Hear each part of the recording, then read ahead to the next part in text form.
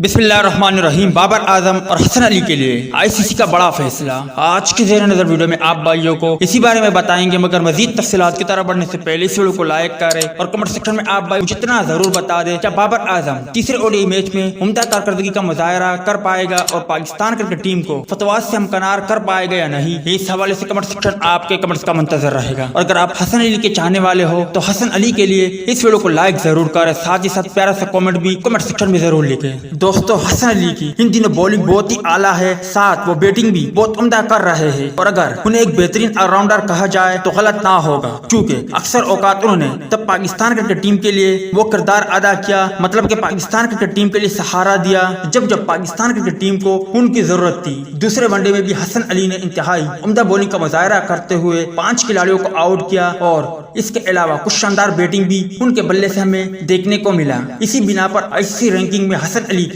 بہت لمبی چلان آپ بھائیوں کو دیکھنے کو ملے گی، جبکہ بابر اعظم مشکل میں پھنس گئے ہیں، کیونکہ اب انہیں اپنی پہلی پوزیشن کا چیلنج بچانا مزید مشکل ہو گیا ہے، کیونکہ دونوں ون ڈے میچوں میں وہ کوئی خاطر خواہ کارکردگی کا مظاہرہ نہ کر سکے اور ناکام رہے۔ اس وقت آئی سی سی او ڈی آئی رینکنگ میں بابر اعظم 865 ریٹنگ پوائنٹ کے ساتھ پہلے، جبکہ وراٹ کوہلی 857 ریٹنگ پوائنٹ کے ساتھ دوسرے نمبر پر موجود ہے، اور یہ بابر اعظم کو تیسرے او ڈی آئی میچ میں عمدہ کارکردگی کا مظاہرہ کرنا ہوگا، تب ہی بابر اعظم اپنی پہلی پوزیشن برقرار رکھ پائے گا۔ آئی سی سی او ڈی آئی رینکنگ کا اعلان پاکستان اور انگلینڈ کے مابین ہونے والے تیسرے اور آخری او ڈی آئی میچ کے بعد کیا جائے گا۔